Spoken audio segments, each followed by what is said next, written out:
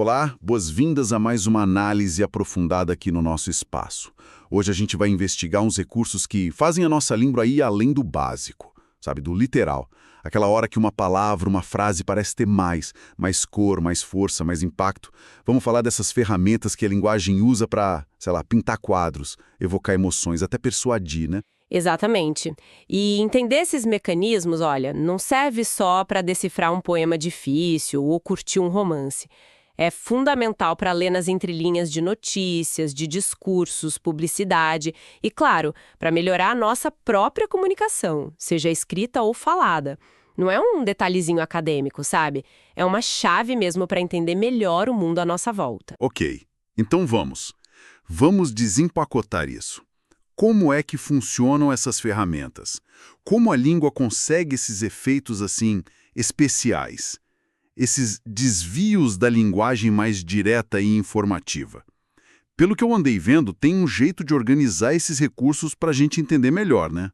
Correto. Assim, existem várias classificações, mas um jeito útil é pensar em como eles atuam. Alguns mexem mais com o significado das palavras, sabe? Criam comparações, substituições. Outros já trabalham no nível das ideias, brincando com a lógica, com contraste, emoção. Tem também os que alteram a estrutura da frase, para dar ritmo, ênfase. E, por fim, aqueles que exploram a sonoridade, a música mesmo das palavras. Que tal a gente começar por aqueles que mudam o sentido das palavras? Parece um ótimo ponto de partida. E qual seria o principal aí? Imagino que seja a metáfora, né? Sem dúvida. A metáfora é a grande estrela. É quando usamos uma palavra ou expressão no lugar de outra, com base numa semelhança que fica subentendida. A gente diz que A é B, direto, sem usar um como. Quando alguém fala, sei lá, aquele projeto é uma bomba relógio, não é um explosivo literal, né? A ideia é transferir o perigo iminente, a tensão. A força da metáfora está aí, nessa transferência direta. Entendi. É uma comparação que vai direto ao ponto, sem aviso. E isso costuma gerar confusão com a comparação mesmo, né? A figura chamada comparação. Exatamente. A comparação, ou símile, também aproxima dois elementos por semelhança. Só que ela faz isso de um jeito explícito. Ela usa conectivos. Como, tal qual, que nem, parece. Por exemplo, os olhos dela brilham como estrelas. A semelhança está apontada ali, não está afirmada como identidade. Já a metáfora, os olhos dela são estrelas, é mais ousada, mais categórica. A comparação é mais, comparativa. A presença ou a ausência do como é o que divide as duas, basicamente. Faz sentido. Uma afirma direto, a outra aponta a semelhança. Ok. Agora, e quando a gente troca uma palavra por outra, mas não por semelhança, e sim por uma ligação real, uma proximidade? Tipo, quando a gente fala Ali Machado de Assis. Não estou dizendo que eu sou parecido com ele, né? Isso. Aí a gente entra na metonímia. É um recurso super comum, muito útil. A substituição acontece por uma relação lógica, de contiguidade, de proximidade real. No seu exemplo, é o autor pela obra. Mas tem muitos outros casos, né? O continente pelo conteúdo, beber um copo d'água, a parte pelo todo, não tinha um teto para morar, a marca pelo produto, me dá um cotonete, o lugar pelo poder que representa, o Planalto decidiu. Essa do Planalto é muito usada em notícia. Nossa, direto. E realmente parece um atalho da linguagem. É um atalho mental bem eficiente. Mas olha que interessante, a escolha da metonímia pode ter um efeito sutil. Dizer o Planalto decidiu soa mais impessoal, mais distante do que dizer o presidente decidiu, concorda? A metonímia pode, às vezes, esconder um pouco quem fez a ação. É diferente da metáfora, que se baseia na semelhança. Tipo, ele é um leão na defesa. A metonímia não, ela se baseia numa conexão real. Comprei um Picasso. Não estou dizendo que o quadro é parecido com Picasso, mas que ele fez, né? É interessante essa nuance, sim.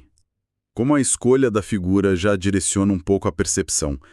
E tem uma figura que parece uma metáfora que, sei lá, deu errado, ou que perdeu a graça com o tempo. Lembro de algo assim. Sim, essa é a catacrese, chamam de metáfora desgastada ou morta. É quando, por falta de uma palavra específica, a gente usa outra por empréstimo, meio que numa metáfora inicial. Só que esse uso fica tão comum, tão batido, que vira o nome padrão da coisa. Ninguém mais pensa na origem metafórica de pé da mesa, braço da cadeira, embarcar no avião que originalmente era só para barco, né? Ou o céu da boca, dente de alho. Já não tem mais força expressiva, virou só o nome mesmo. Entendi. É a língua sendo prática no fim das contas. Bom, vamos mudar um pouquinho o foco agora, saindo das palavras e indo mais para as ideias. Como é que a linguagem brinca com a lógica, com a emoção? Aí a gente entra nas chamadas figuras de pensamento. E uma das mais usadas, e olha, muitas vezes mal compreendida, é a ironia. Um tom específico. Tipo, tá caindo o mundo lá fora e alguém solta. Que dia lindo para um piquenique. Exatamente isso. O contexto, a entonação, são tudo. A ironia expressa crítica, sarcasmo ou só humor mesmo, invertendo o sentido literal. Mas, olha, é importante não confundir com paradoxo. O paradoxo não é só dizer o oposto, é juntar ideias que são realmente contraditórias, que parecem impossíveis na lógica, mas que acabam revelando uma verdade mais profunda, mais complexa. Como assim, contraditórias, mas verdadeiras? Parece paradoxal. E pensa naqueles versos famosos. Amor é fogo que arde sem se ver, é ferida que dói e não se sente, do Camões. Como que algo pode arder sem ser visto? Ou doer sem ser sentido? Literalmente não dá, né? Mas expressa perfeitamente a natureza complexa e racional do amor. Ou quando a gente diz, o silêncio era ensurdecedor. O paradoxo abraça essa contradição para dizer algo que a lógica simples não consegue alcançar. Entendi a diferença. A ironia inverte o sentido que a gente espera. O paradoxo junta sentidos opostos que parecem impossíveis juntos. E se a ideia for só colocar esses opostos lado a lado, mas sem fundir, sem criar essa coisa impossível? Aí sim, temos a antítese. Ela aproxima palavras ou ideias de sentidos opostos para criar um contraste forte, bem claro. Por exemplo, o ódio e o amor andavam de mãos dadas naquela relação. As ideias opostas, ódio e amor, convivem ali na mesma frase. Elas realçam a tensão, mas não se fundem numa impossibilidade lógica, como acontece no paradoxo. Ok. Contraste claro versus fusão impossível. Entendi. E quanto a exagerar ou suavizar as coisas? Temos figuras para isso também. A hipérbole é o exagero intencional, para dar ênfase e expressividade. Já te liguei 1000 vezes hoje. Tô morrendo de fome, chorei rios de lágrimas. Ninguém acredita literalmente nesses números, né? Mas a força da expressão fica óbvia. Nossa, a gente usa a hipérbole o tempo todo sem nem pensar. Sim, e o oposto dela, em termos de impacto, seria o eufemismo. É a arte de suavizar uma expressão que é considerada meio desagradável, chocante ou tabu. Em vez de dizer ele morreu, a gente fala ele faleceu, partiu, descansou, nos deixou. Em vez de ele mentiu, talvez ele faltou com a verdade. Ou usar a terceira idade para a velhice. É uma forma de polidez, talvez. De evitar o confronto direto com a realidade mais crua. Essas duas, hipérbole e eufemismo, mostram bem como a linguagem pode, manipular a intensidade da nossa percepção e aquela figura que dá vida para as coisas, que faz os objetos falarem. Essa é a prosopopeia, ou personificação. É quando a gente atribui características, ações ou sentimentos humanos para seres inanimados, para animais ou até para conceitos abstratos. O vento gemia na noite, a cidade acordava lentamente, a oportunidade bateu à porta. Isso cria umas imagens muito vivas, né? Torna o abstrato mais concreto e muitas vezes gera até uma empatia. Nossa, essas figuras de pensamento realmente mexem com a nossa forma de ver o mundo. Impressionante. Agora, e a estrutura das frases? Como que a organização das palavras pode criar efeitos? Aí a gente entra nas figuras de sintaxe ou de construção. E a repetição é uma ferramenta poderosa aqui. Por exemplo, a anáfora é a repetição de uma palavra ou expressão bem no início de frases ou versos seguidos. Lembra do famoso discurso do Martin Luther King Jr.? Eu tenho um sonho, eu tenho um sonho. Essa repetição cria um ritmo assim martelado, uma ênfase muito forte. Realmente fica muito marcante. E o contrário disso? A ausência de conexão entre as palavras. Temos um par interessante aí. O polissíndeto é a repetição enfática de conjunções dos conectivos, geralmente o e. Ele trabalha e estuda e cuida da casa e ainda faz voluntariado. Esse excesso de e cria um efeito de acumulação, de fluxo contínuo, às vezes até de cansaço ou intensidade, dependendo do contexto. E a falta do e, então? É o assíndeto, a omissão das conjunções. A gente usa vírgulas no lugar. Aquela frase clássica atribuída ao Júlio César. Vim, vi, venci. Veni, vidi, vici. A ausência do e dá uma velocidade, um dinamismo, um impacto seco, rápido. São efeitos completamente opostos, criados só pela presença ou ausência de uma palavrinha, né? Incrível como esses detalhes de estrutura mudam tudo. E o som das palavras? A música da língua também tem suas figuras. Com certeza, são as figuras de som ou de harmonia. Elas exploram justamente a sonoridade. A aliteração é a repetição de sons de consoantes próximas. O rato roeu a roupa do rei de Roma, o som do ré, cria um efeito sonoro específico, que muitas vezes está ligado ao sentido. E a repetição das vogais? Essa é a assonância, a repetição do mesmo som de vogal. A minha alma está armada e apontada para a cara do sossego. Muita repetição do A. Ajuda na melodia, no ritmo. E claro, tem a onomatopeia, né? A palavra que imita o som natural das coisas. Tic-tac, miau, zum-zum, atim.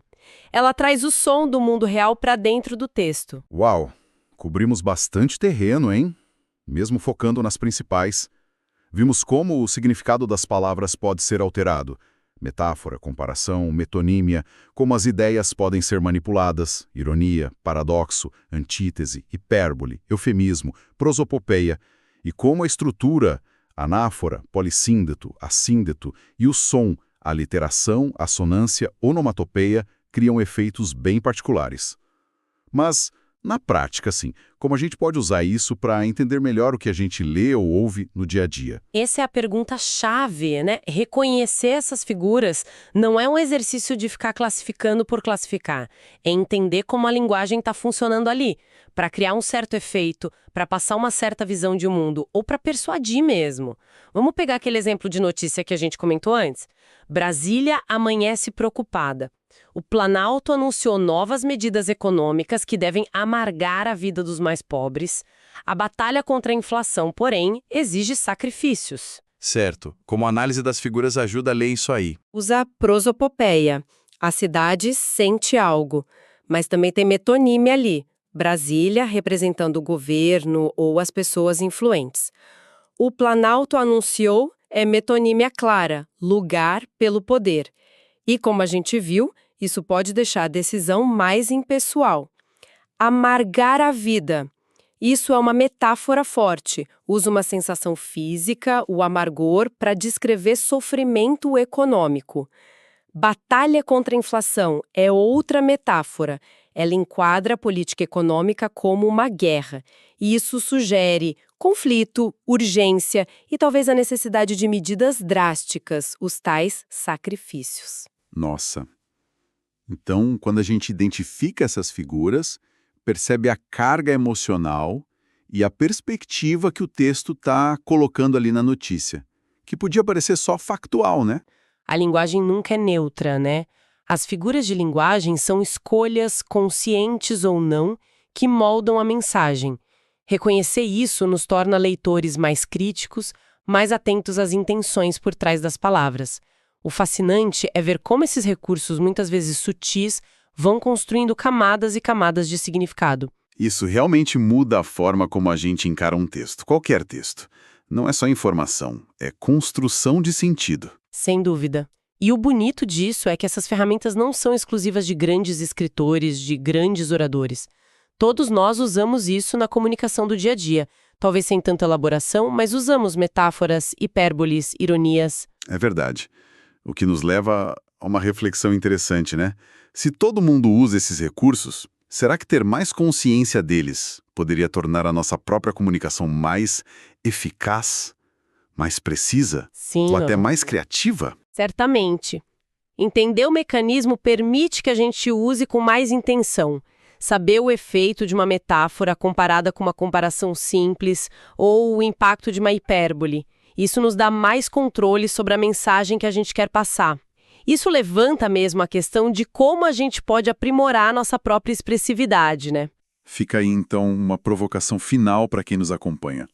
Além de identificar essas figuras dos outros, como seria prestar atenção na linguagem figurada que nós mesmos usamos no dia a dia? Que metáforas a gente usa para descrever nosso trabalho, nossos relacionamentos, nossos desafios?